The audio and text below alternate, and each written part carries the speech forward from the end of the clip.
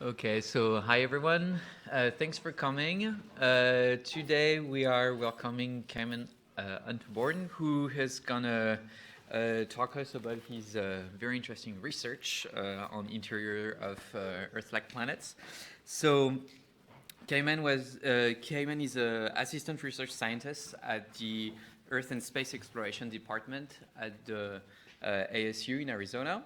He did his PhD at Ohio State with Wendy Pinero in geological science and his undergrad in astronomy. Yes.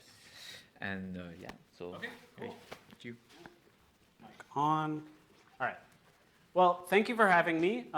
So the talk I'm going to give today is going to be a kind of a whirlwind tour of interiors of rocky planets and how I think about them in exoplanets. So I'm often accused of trying to cram too much into a talk, but I think I've hopefully pared it down. But since this is an astrobiology seminar, I, of course, have to talk about habitability. And I also have another term that I'll use a lot in quotes to be sarcastic, Earth-like. The concept of habitability as I think of it is, this too hot, just right, too cold. And in general, I think this is a great way to talk about target selection, if we're looking for life on other planets, which places should we be looking? The ones in the habitable zone are a great way place to start. But I think, especially the Earth scientists in the room would agree that Earth, whether Earth-like or whatever that means, and habitability is much more complicated than just, being a certain distance away from a star to have liquid water. It's a good minimum.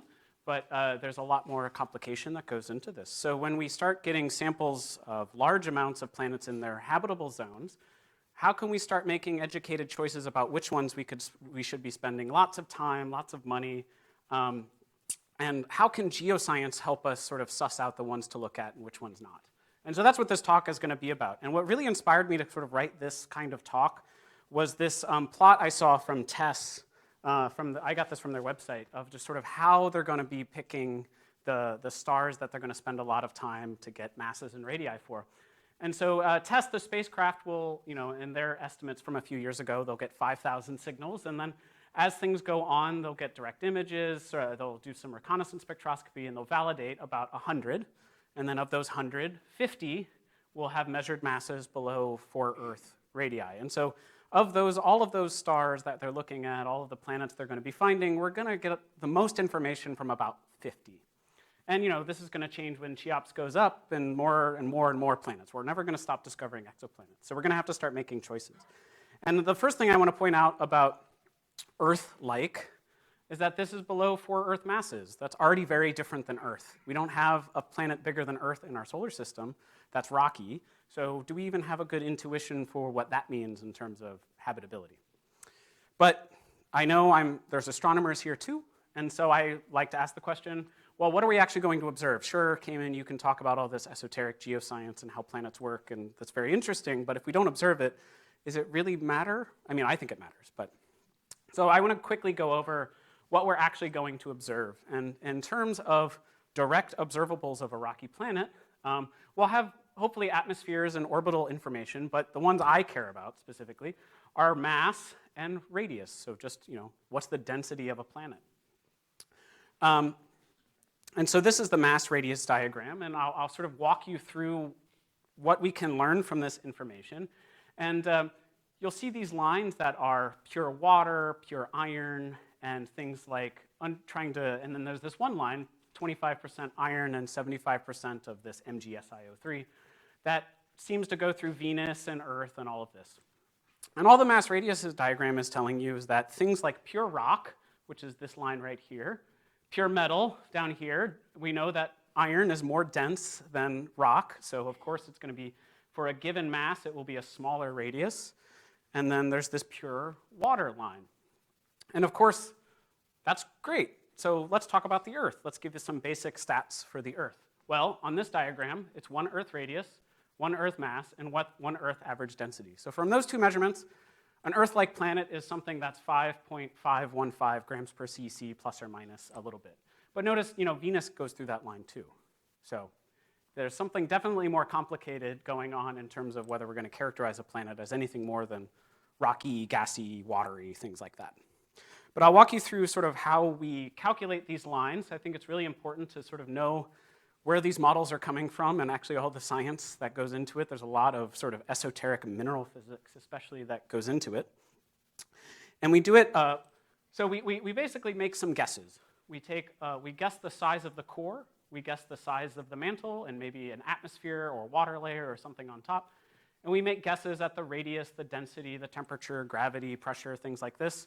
And we squeeze it. And we start squeezing it until it stops changing in terms of its density. And we do that by solving 4 equations that I will not talk about at all. And this is a relatively simple process to solve these equations simultaneously, pick some compositions, and see if I pick a mass and a composition, what radius do I get out? So for this, if I made a sphere of pure iron, for a 1 Earth mass sphere of pure iron, I'd get about 0.9 Earth radii, something like that. Now what goes into these are things like the density, the temperature, the composition. These are the thermal expansivity and the specific heat. These are things I know Baptiste are particularly interested in. These are actual properties of the material at high pressure and high temperature. These are things we measure in the lab in earth science all the time. So actually knowing where these values came from is very important to whether you understand your model or not. But I won't go into that too much. If you would like to talk about that, please do. My background's in understanding these equations. So I want to give an example of, the mass radius is a really powerful tool for helping us characterize planets broadly, but maybe broadly is okay in some sense. And so the ones I want to talk about is TRAPPIST-1. This is, I think most of my conversations today were about TRAPPIST-1, which is great. So just a quick run through of what the TRAPPIST-1 system is. I'm sure, how many Colloquium have you talked about TRAPPIST-1? I'm sure many. So 7 Earth-sized planets that orbit an M-dwarf. It's a small star. People think since they're roughly Earth-sized, they might be Earth-like, and then you can ask the question, well, are they habitable?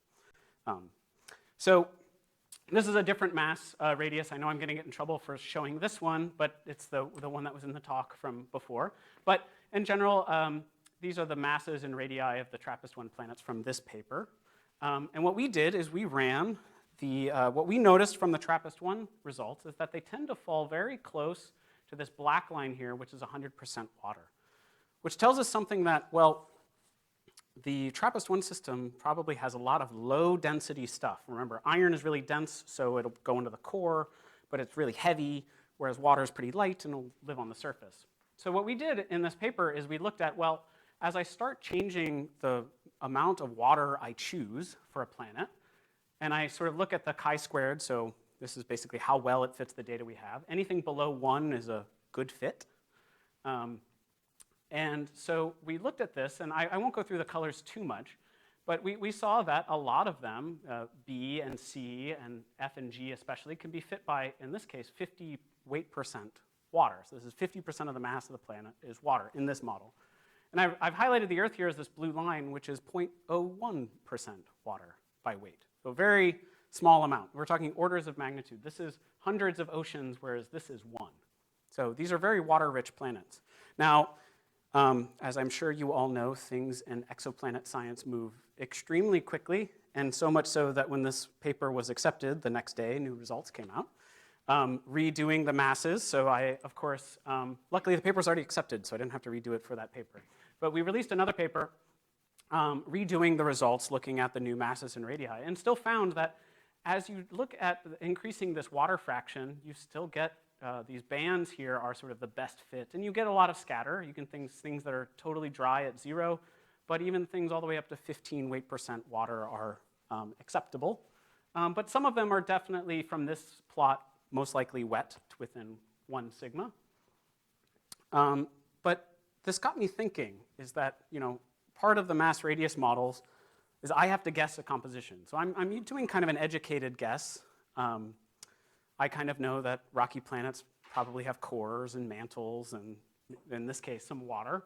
But it's certainly not improbable, from what I know from chemistry, to have no core at all. So this is a case where the water that I think would be there would react with the iron and produce a mineral, FeO, or we call it woostite.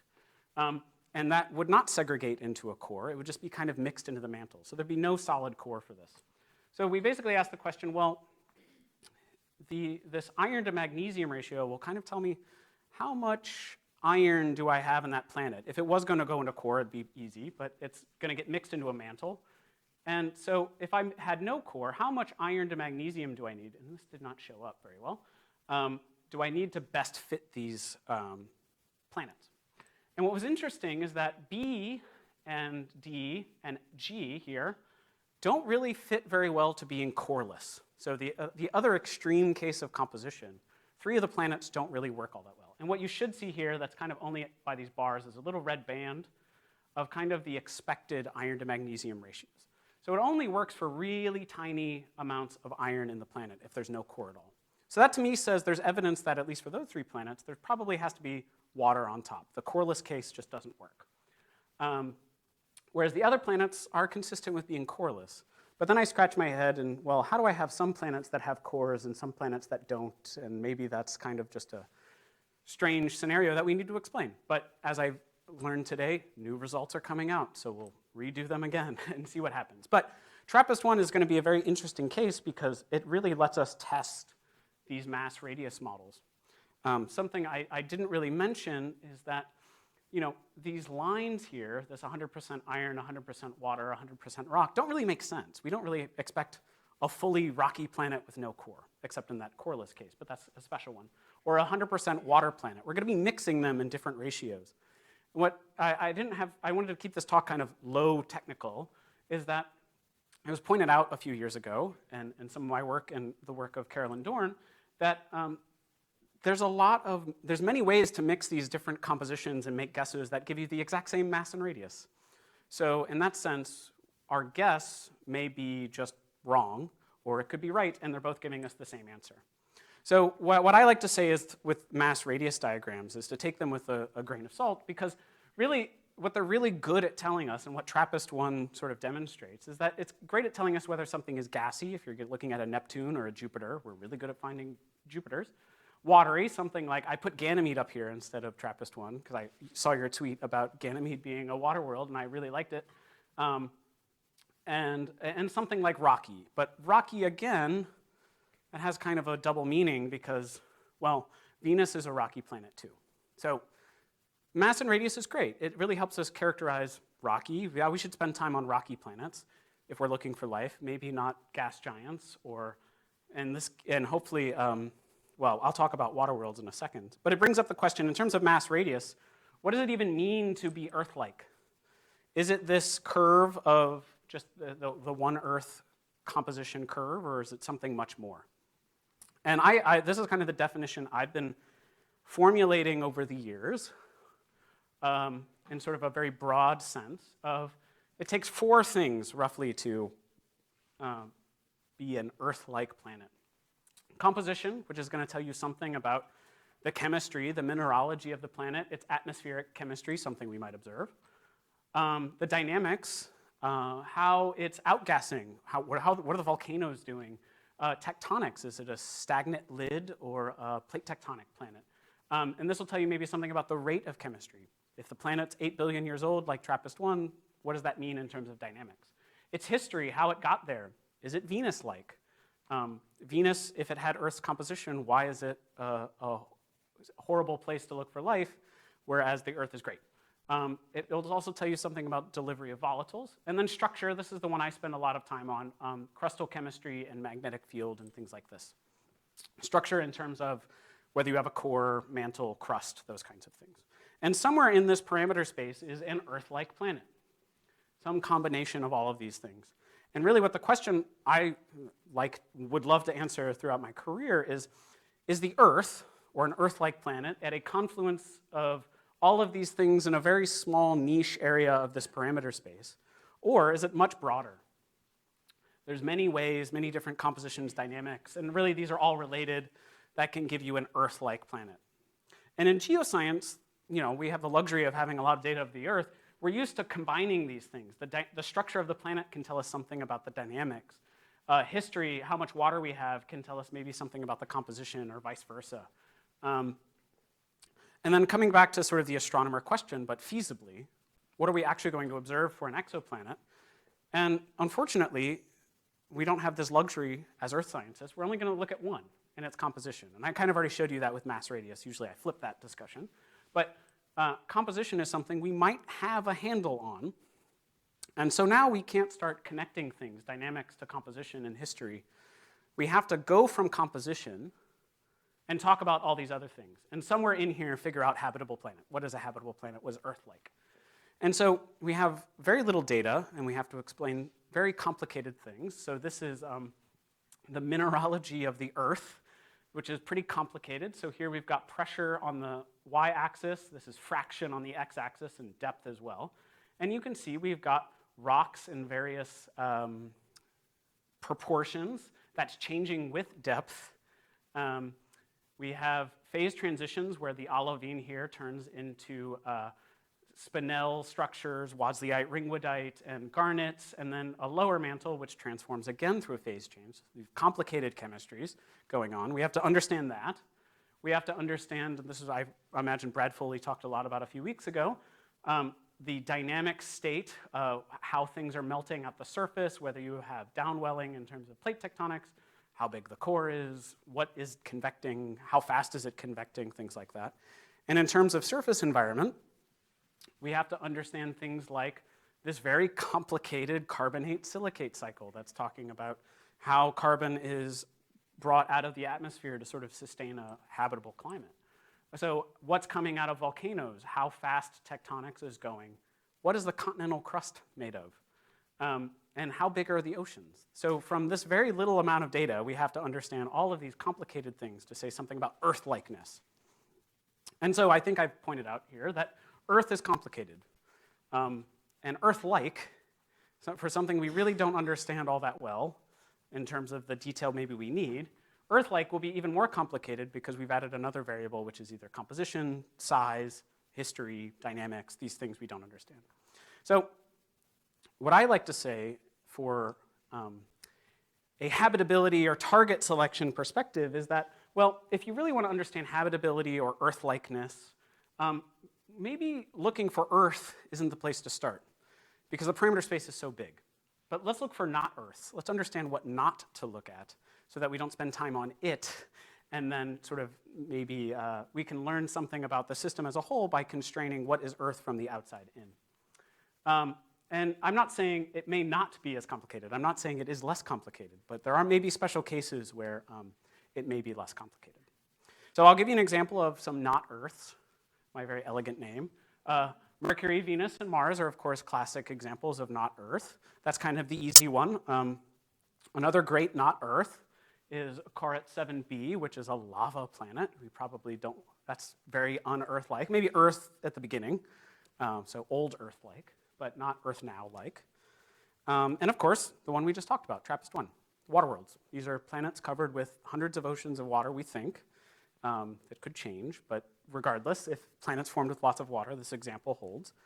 And so I want to walk through this about how maybe too much water can be a bad thing and turn what we would think is an Earth-like great place to look for life.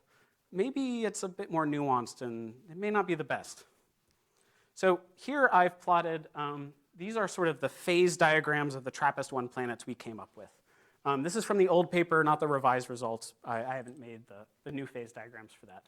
But what I want to point out is, so this is 15 weight% water. This is what we originally predicted for the TRAPPIST-1 B and C in the first paper, but this is about what we predict for all of them now.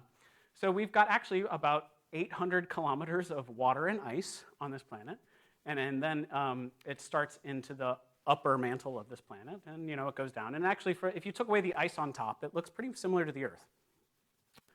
One of my favorite plots is this one, and it's unfortunately not a real planet anymore, but I still think it's really cool,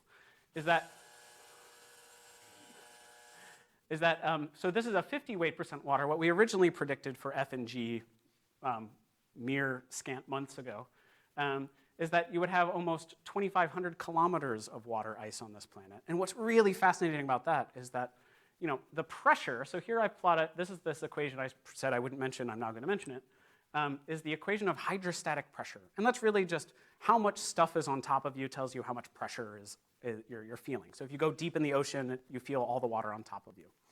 That's really interesting because in this really high water fraction, the pressure at the bottom of this ice layer is so much that you skip the upper mantle and transition zone of your planet entirely and start right in the phase where you're starting lower mantle. Now that's really cool to an Earth scientist, whether this exists or not. We have no idea what would happen if you're suddenly, the surface of your planet is, well, your rocky surface, is now a lower mantle mineral. How would that volcanize? How would it transport volatiles? We just have no clue. Now, again, this is kind of now an illustration of an interesting talking point, but it shows the effect of pressure can have on mineralogy. Now, pressure has another interesting effect, which is on, back to this, the carbonate-silicate cycle, particularly on this right here. So this is the mid-ocean ridge. This is sort of the volcanoes that exist in the middle of the, well, the greatest example is the mid-ocean ridge in the Atlantic Ocean. And this is where material is coming up, melting, and then creating this crust that eventually subducts and all of this. This is actually, usually when we think of melting, we think of things getting hot. And this is actually not temperature doing it. This is pressure. So here, I'm going to give you a quick lesson in petrology and melting. So we're only going to look at this middle red line, and you could imagine this is the mantle. It's convecting, it's going up and back down and all of that. So it's going to ride this line, which is the x-axis here is temperature, the y-axis is pressure, so you can also think of that as depth. This is the surface, this is deep in the mantle. So material is going to convect up, and then it crosses this gray line. This gray line is what we call the solidus. And the solidus is just the pressure and temperature at which a solid turns into a melt. So if you have material and you need it to melt, you need it to be right here, above this line. So it's interesting, on the Earth, say its temperature is here, at about 100 kilometers below the mantle, the pressure is lower. You haven't gotten any hotter, you're gotten colder actually, but the pressure is low enough that you can now become melt. It's about 100 kilometers in the Earth. Now on water worlds, going back to this plot right here, just think about this as an extreme example, as we add more and more water on top, we're increasing the pressure. We're going to start lower on this diagram. And in fact, these blue lines here are just different amounts of water. So this is 2 weight percent, which is small. And here's 10. The TRAPPIST-1 values are actually way down here, we think. So remember that. So now you're going to ride this line. And suddenly, this blue line is now your surface. It's where your water and rock are meeting. Well, you haven't crossed the gray line. So in that sense, you're not going to melt. So this is almost a cartoon. There's a lot more nuance that goes into this, and there's papers I can recommend for you that talk about this, but they find similar results, is that having too much stuff on top, and water's a great example, can actually begin to shut down this melting process. And for an Earth-sized planet, it only takes about 100 oceans to do this. For a hotter planet, it's only 200. For a colder planet, it's 40. That's not a lot of water, at least compared to the TRAPPIST-1. It's a lot of water compared to the Earth. But it kind of shows that while water is great for life and things like that, if you're worried about the geology of planets, it actually can have a bit of a detrimental effect if it's too hard, because it can start shutting off really important geologic processes. And so, let's see, coming back to this plot, this one, if you start shutting off this, you shut off everything else. So it's kind of, this is a way to turn off a process that's really important for the Earth. There's, other planets might be able to do it, but not as well. But the Earth does continental or carbon silicate weathering really well compared. So if you can shut that off, that's definitely not an Earth-like planet. It's definitely not like Earth at all. Now, I was very careful in my wording here, is that water worlds may not be the best target in our search for Earth-like planets. I'm not saying they're a great place to look for life, but if you're looking for the best place to understand, to find life, or to understand life using Earth as an example, you probably want melt. You may not need plate tectonics, but you probably want melt. So water worlds may not be the best. Now, planets with less than 100 oceans might be okay, but they're still really interesting planets, and I think we should study them. But maybe habitability is kind of less of a great reason to look at them. And so that was just one example, and then kind of an extreme example of how composition can affect, in this case, dynamics, a little bit of structure, but dynamics. And we shut something off. And that was just using mass and radius that I was able to say, a lot of water, here's the consequence. But is that our only information on the composition of a planet? And it's not. So, of course, planets have to form from stars. And so if we can learn something about the star, maybe we can learn something about the planet. So I say this, the anecdote I give is that if you were to look at the sun's composition of the things that make rocks, and the Earth's composition of the things that make rocks, they only vary by about 20%, which in exoplanet terms is really good. So, for an Earth scientist, that's actually really hard to explain. But for exoplanet scientists, that's almost 1-to-1.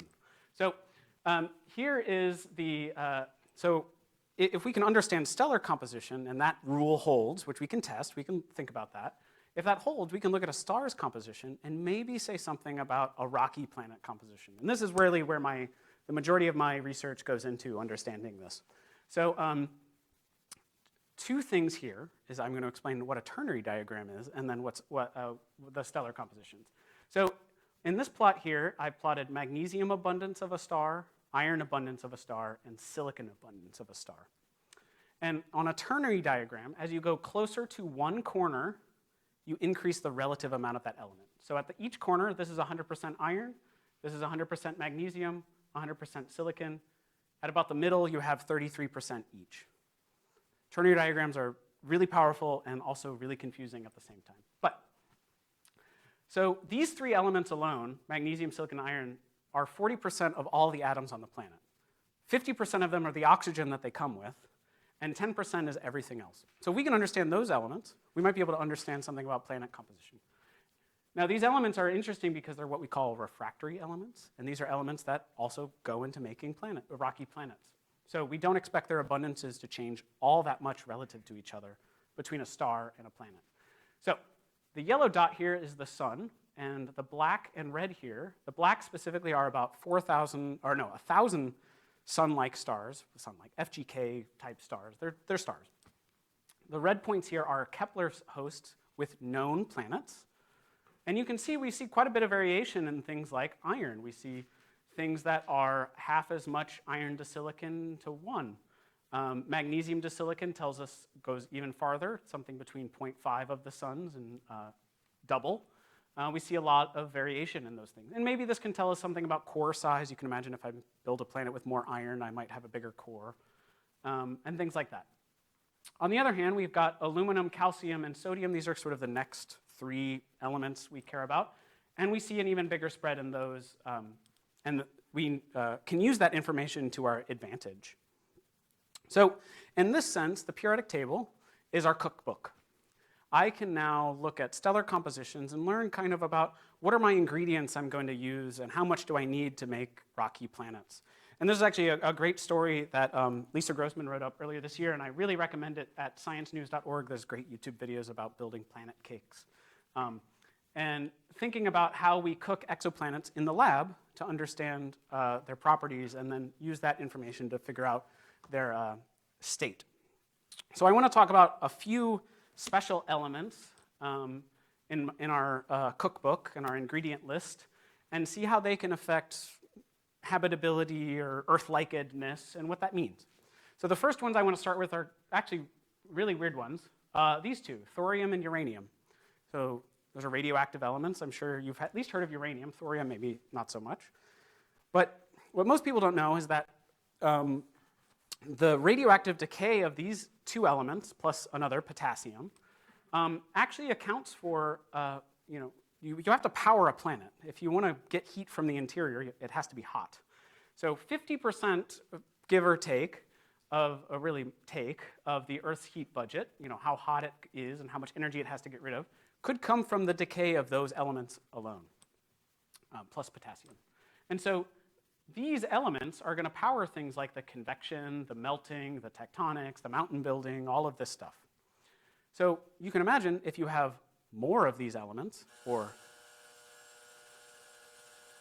fewer of these elements, that's going to make a difference on how your planet behaves and the timescales over it that it behaves. And so in graduate school, I wanted to explore this. I asked, how much do these elements vary in stars that are like the sun? Or really, how much does the sun have compared to other stars? And so these are some of the results. So this is iron abundance. You don't need to worry about this. We're really worried about the y-axis here. At 0 is the sun, and all these red points here are thorium abundances. And I've put in gray lines kind of things that tell you how big they are relative to each other. So thorium, we see things that are mostly bigger than the sun in terms of some stars have twice as much thorium as the sun. And in fact, I find it really interesting that the sun is at the bottom of this sample. And actually, there was a recent study last week that studied even more stars' thorium abundances and found the same thing, that the sun doesn't have as much as other stars that are similar to the sun. The black points are europium, which is weird why I'm talking about europium. Europium is a proxy for uranium. We just, where these elements formed, europium and uranium tend to track together. So we can see in this case that, at least for europium and hopefully for uranium, we see things that are almost half, and way down here, half as much uranium, all the way up to probably an outlier, but probably 2 times the amount of uranium. And so we need to understand, okay, well, if I have more or less, that's going to change how fast maybe my mantle's convecting, what kind of melts I'm having. Everything could get sped up or slowed down, and all of these things. So I was working with Brad Foley, who was here a couple weeks ago, asking this kind of question: is how does this change your sort of time scale of temperateness for a planet? So this is a very busy plot, but I'll walk you through it. In the middle here is basically the Earth and an Earth amount of uranium and thorium. And on the x-axis here is the total amount of carbon. We worry about that for just how much carbon we're degassing so we don't run into a Venus.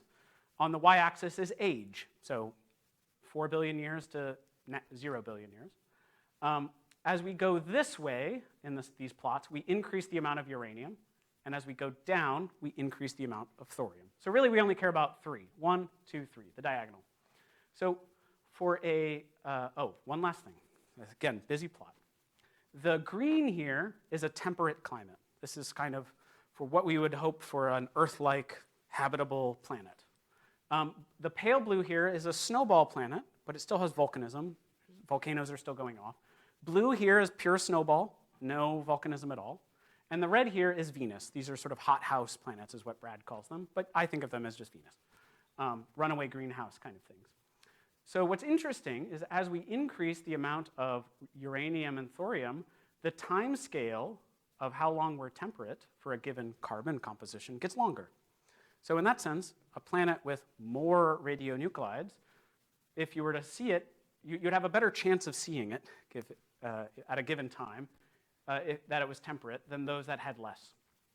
But it's a trade-off, because those planets also, which have a longer temperate, also need less carbon to tip over into a Venus. And this is about a year old. We've been working on this slowly. There's a bit more nuance in it now, but in general, I think that kind of makes sense, is that if you go too fast and you put out too much carbon, that's bad. If you go too slow, you're more likely to turn into a snowball. But what's really interesting is that this is something we can observe. It's a very tough observation, measuring uranium and thorium in stars, but it's doable. And it's something we can use as something to input into our models, but also something to gauge sort of what's the best chance of finding maybe a habitable planet at this time for this star. Okay, so those are esoteric elements. Let's move on to maybe some easier elements, and this is going to be the most complicated part of the talk, but we're going to talk about silicon. We build planets out of silicon and sodium. And this basically comes down to, I really want to understand, well, composition, if I start changing the composition of a planet, I'm going to change the composition of the crust, maybe the continental crust, the stuff that's coming out of volcanoes. So can I model that? Can I look at how much that's going to change? So for this study, we took these stellar abundances, and we basically calculated the crustal composition. All you need to really point out here is the green point is the Earth. So we're going to look at how things change relative to the Earth. And so what we did for this is we melted a planet of a composition that was based on the star, and we looked at the composition of the crust that came out with a lot of assumptions that I can go into if you're interested. And we extracted them at 3 different temperatures, and this is kind of Goldilocks-ish: cold, normal, and hot. And then we looked at what kind of rocks you would get out. So In general, the Earth outputs a rock that's like basalt. This is just the oceanic crust. But different rocks here are things called andesite. And andesite is more like a continental crustal rock, but it's very different from basalt. So what we found was that planets that extract it very cold, those with more sodium tend to be more andesitic. Those planets that extracted very hot tended to have more silicon and thus also be andesitic. But there's kind of this sweet spot of planets that extracted at a normal temperature, even with a high silicon abundance, still fell into this sort of basaltic regime. And that's very interesting, because it's, again, something we can say maybe there's a sweet spot not just for composition, but maybe temperature. But we can look at Earth-likedness in this thing. And these yellow points here are Mercury, and this red point is Mars. So we can also look compared to the solar system planets. Those are two examples. There's many more. This is my brain dump, and I have a lot more of how I think composition affects things. I just don't have time to work on them all. So I apologize for all the words, but I think it's really important to think of how these different variations of ratios can change things. So magnesium to silicon is going to affect the rocks that appear in your mantle. How do they behave? Are they going to convect as well or worse than the Earth? Iron to magnesium, of course, talks about the core size, but maybe it also changes crust chemistry. We don't know. Aluminum, calcium, and sodium are really going to affect melting. So if you're worried about how volatiles are stored in a melt or how much is getting degassed into your atmosphere, you need to know these, and you need to know how they can affect your answer. Calcium, which is one I'm really intrigued by now, actually affects the amount of those uranium and thorium you can have in a mantle. So if you have more calcium, you might be able to store more of these important elements in your mantle where they can be used. Carbon has a big role in geodynamics and geochemistry. This is the diamond planets problem. You can check it out in a paper I wrote a few years ago. Really cool, really outlines this kind of not Earth thinking.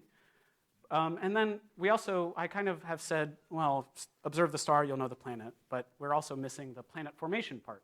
How much does composition change just by forming a planet? And we need to understand that too. So those are some examples of how composition can tell us something about these really important things, and if we can put an X through one of those arrows, we might be able to say, let's not look at that one so much, but we also understand what makes the Earth really important. Like, is it just on this nice little knife edge of all of these things to be the planet we expect? Now, are all of those models I showed you oversimplified? Yes, absolutely. And I readily admit that. And that's actually, I think, part of it's a good thing and a bad thing. It's good because it lets us get beyond our Earth bias and think about planetary diversity as a whole. And it's bad because, of course, it's oversimplified. But we need to know what is the most important things we should be worrying about, because the parameter space is now so huge. It's a bit naive to expect every planet to be the same composition of Earth and all of our models work. So we have to be willing to generalize our models. And especially in light of this. And this is sort of, 50 out of 2,000 is not that big of a problem. The 50 we're going to observe are going to be the 50 best that we could possibly observe. That'll be an observer's choice. But as these missions go up and we find more and more, these decisions are going to have to be made. So I really do think that geoscience can be a part of target selection.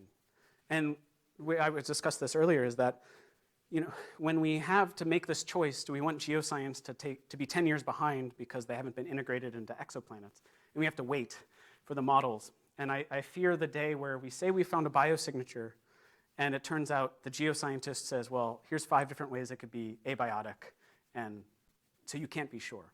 So in that sense, geoscience and astro need to move concurrently, and we as geoscientists need to really refine and generalize our models, and astro needs to sort of say, well, can you observe that? What is the error bars are you going to get? Really think about these problems.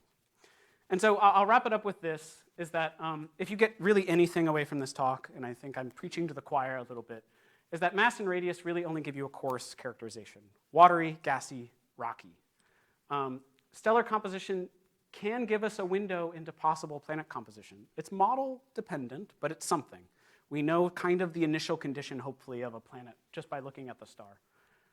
But in that sense, planet composition, regardless if we're looking at a star, is the geoscience observable. We need to use that stellar information to think about the breadth and diversity of planets and start modeling them, put them in experimental apparatuses, see what happens. Really do what we've done for the Earth over the last 50 years, and I know I'm being glib, do it again for other compositions. Yeah, so we have lots to do, but we really need to think outside the box. And I think this is where geoscience is not used to thinking this way. What are the most critical things you can turn off the easiest? And that'll really tell you where we need to hone in to understand what Earth-like means and what we need to look for to find a habitable planet. And again, I know I'm preaching to the choir here, but cross-pollination. Geoscientists need to talk to astronomers, and astronomers need to talk to geoscientists. And in fact, if you're going to AGU this year, there's the joint AAS AGU session where we're bringing astronomers to AGU, and then we're bringing some geoscientists to AAS in January. And I'm chairing that. So if you have questions you've been dying to ask astronomers or geoscientists, let me know, because I'm helping with that session. So yeah, that's it, and I'd be happy to take questions. Thanks.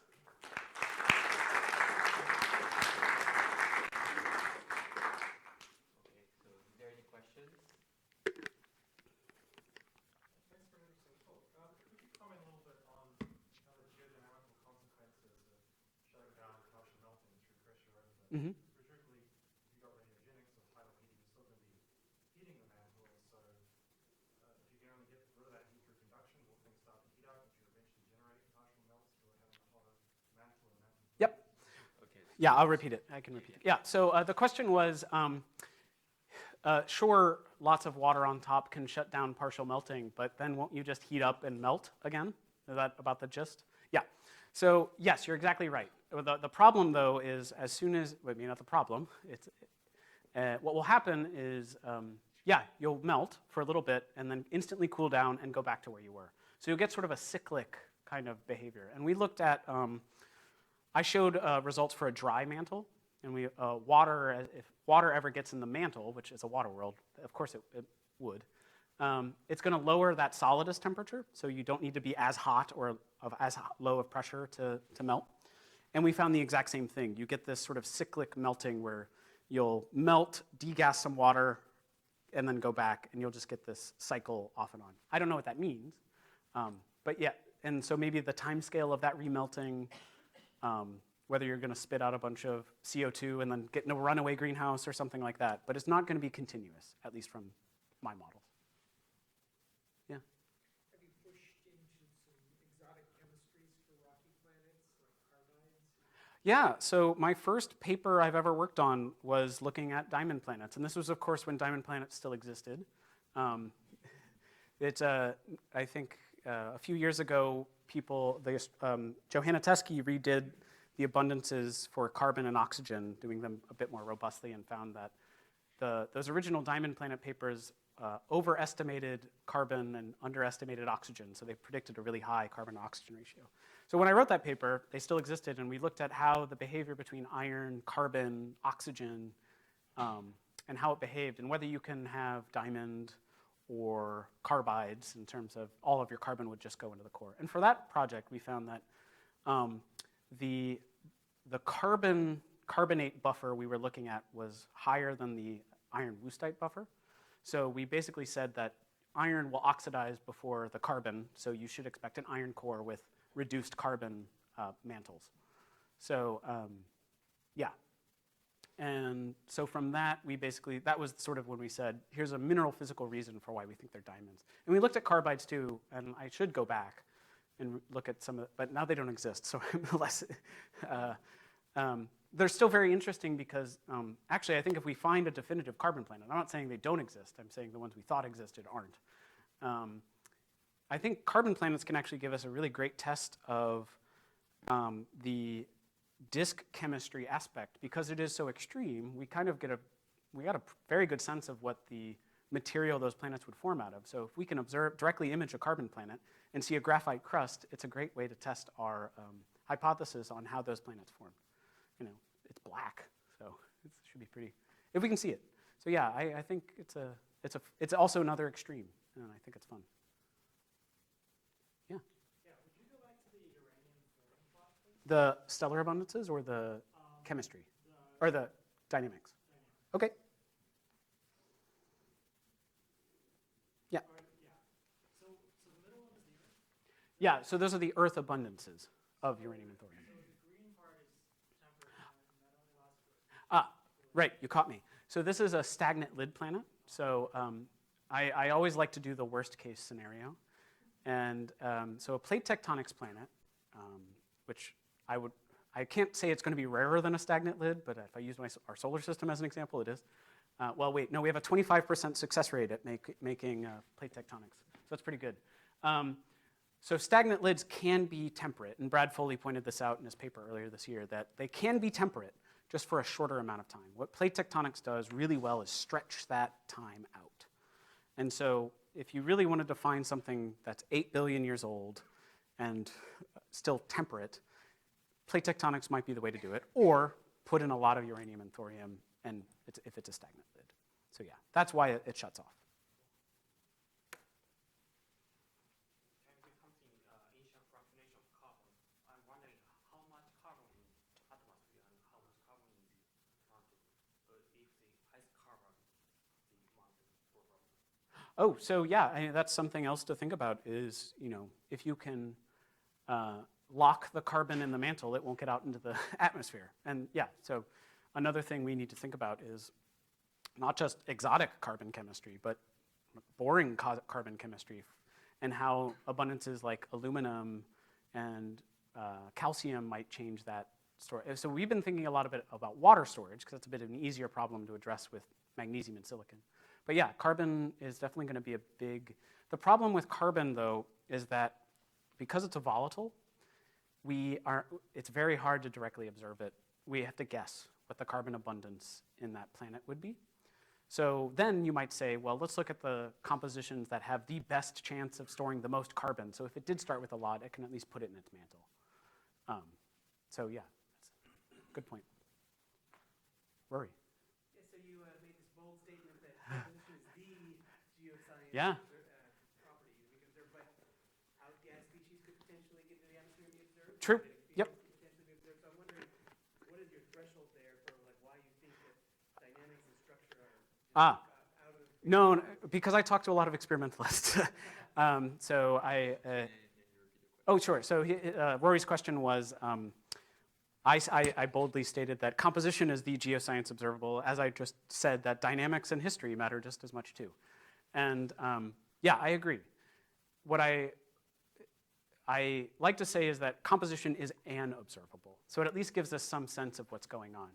And in that sense, knowing how composition can affect dynamics and history gives us a powerful tool. So, but tidally locked planets are great because then we have some sense of the heat budget because it's tidally locked. So yeah, it's a geoscience observable, but it's also the one I think we have the least handle on because we have such an Earth-centric compositional mindset, and a lot of our data is Earth-centric. So yeah, I talk to a lot of experimentalists who I want to run experiments, so I try to whip them into a furor to do it. Just had a question about how much impact the radiation from the star and atmosphere feedback would have on like the surface in your models. Do you set like the surface temperature in your interior structure models, or how does that? So in the interior structure models, oh yeah, sorry, I'll repeat the question. So the question was, do we take stellar radiation and surface temperature into account with our compositional models? So for the, well, I don't have a good example in this, but I can show you one. For the simple mineralogy models where I'm putting in just stellar abundances and trying to map it out, I put in mantle potential temperature, so I make a guess at what the mantle temperature is. We've been working a lot of getting the crustal, the low temperature mineralogy in there as well through like putting a stagnant lid crust on top. And that way we can do surface temperature because I need to know the difference between the surface temperature and the mantle temperature to calculate how thick the crust is. The problem with that is it just adds another layer to the models and makes it take much longer. But we've been working on Venus, and that's actually something we've worked in because we actually do have to care about that delta T across the stagnant lid. So yeah, we're working on it.